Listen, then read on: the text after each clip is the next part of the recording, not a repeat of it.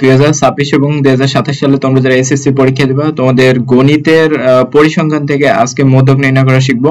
এখানে 70 জন শিক্ষার্থীর গণিত বিষয়ে প্রাপ্ত নম্বরের গণসংখ্যা নিবেশন সারণী দেয়া আছে। এখানে নম্বর দেয়া আছে 51 থেকে 55 পেয়েছে 5 জন, 56 থেকে 60 পেয়েছে 10 জন, 61 থেকে 65 20 জন, এভাবে করে একটা সারণী দেয়া আছে। প্রদত্ত সারণী থেকে মধ্যক নির্ণয় করতে হবে। মধ্যক নির্ণয়ের জন্য তোমাদের প্রথমে ক্রমযোজিত গণসংখ্যার একটি সারণী তৈরি করে নিতে হবে। এখানে 3টা কলম থাকবে এবং সারি থাকবে। এখানে যে কয়টা ঘর আছে, এখানে 1টা 2টা 3টা 4টা 5টা 6টা 7টা 8টা ঘর আছে। তোমরা একটা ঘর বেশি আঁকবা, কারণ নিচে গণসংখ্যার জন্য একটা ঘর রাখতে হবে।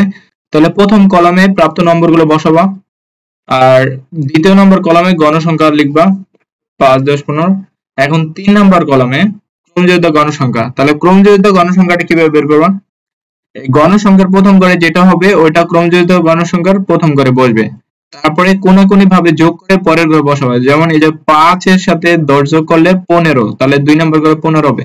15 এর সাথে 20 যোগ করলে 35, 35 এর সাথে 15 যোগ করলে 50, 50 এর সাথে 10 60, 60 এর সাথে 7 67, 67 এর সাথে 3 70। এভাবে করে বের করবা। তাহলে এই যে 5 এর সাথে 10 15, তারপর 15 এর সাথে 20 35, 35 এর সাথে 15 50। এভাবে করে এই সারণীটা তৈরি করে নিবা। এখন তোমাদের মধ্যক শ্রেণী এটা নির্ণয় করতে হবে। মধ্যক শ্রেণী নির্ণয়ের জন্য আচ্ছা এখানে যে n টা না, এটা ছোট হাতের n হবে, n = 70, মানে এখানে মোট গণসংখ্যা 70। 2তম পদ বের করতে হবে। n ভাগ 2তম পদ যত হবে অততম পদই হবে মধ্যক শ্রেণী। তাহলে n ভাগ 2 অর্থাৎ n এর মান 70 ভাগ 2 সমান 35তম পদ। তাহলে দেখো 35তম পদ কোথায় আছে? এই যে ক্রমযোজিত গণসংখ্যার দিকে তাকাও। তাহলে এখানে ক্রমযোজিত গণসংখ্যার দিকে তাকাবা, দেখো এই যে 3 নাম্বার ঘরে 35 আছে। এখানে এমন হতে নাও পারতো যে এখানে 35 এখানে 35 মিলে গেছে, এই 35 এর থেকে বেশিও থাকতে পারতো, কমও থাকতে পারতো। অর্থাৎ এই 35 নাম্বার পদটা যেই ঘরে পাবা, ধরো 35তম পদটা কিন্তু এই 50 এর মধ্যে আছে, 60 এর মধ্যে আছে, 67 এর মধ্যে আছে, 70 এর মধ্যে আছে। তো 35তম পদটা সর্বপ্রথম যে ঘরে পাবা ওইটাই হবে মধ্যক শ্রেণী। তাহলে এই যে 3 নাম্বার ঘরটা। আর মধ্যক শ্রেণীর শ্রেণী ব্যক্তিগত 61 থেকে 65। তাহলে এই 35তম পদের অবস্থানটা এটা লিখে নিবা 61 থেকে 65তম শ্রেণীতে। অতএব মধ্যক শ্রেণী হবে 61 থেকে 65। তোমাদের এই মধ্যকের সূত্রটা জানতে হবে। এই যে মধ্যকের সূত্রটা হচ্ছে l প্লাস n ভাগ 2 মাইনাস fc গুণন h ডিভাইডেড বাই fm। তাহলে এখানে l টা কি? আসলে l হচ্ছে তোমার এই মধ্যক শ্রেণীর যেটা 61 থেকে 65, এই l এর মান হচ্ছে তোমার এই নিম্ন সীমা। এখানে 61 টা নিম্ন সীমা আর 65 টা উচ্চ সীমা। তাহলে এখানে l এর মান হবে 61, যেখানে 61 লিখলাম। তারপরে দেখো n ভাগ 2, তাহলে n ভাগ 2 তো এখানে বের করছো। এই মোট গণসংখ্যাটাকে 2 দ্বারা ভাগ করলে যা হবে সেটা 35। n ভাগ 2 এর মান 35। তারপরে fc হচ্ছে মধ্যক শ্রেণীর আগের শ্রেণীর ক্রমযোজিত গণসংখ্যা। তাহলে এইটা হচ্ছে এই যে তোমার 61 থেকে 65 হচ্ছে মধ্যক শ্রেণী, আর এটার আগের শ্রেণী হচ্ছে 56 থেকে 60, অর্থাৎ এই যে 15, এটা হচ্ছে 15টা হচ্ছে ক্রমযোজিত গণসংখ্যা, এটা হচ্ছে fc এর মান। তাহলে fc এর মান বলবে 15।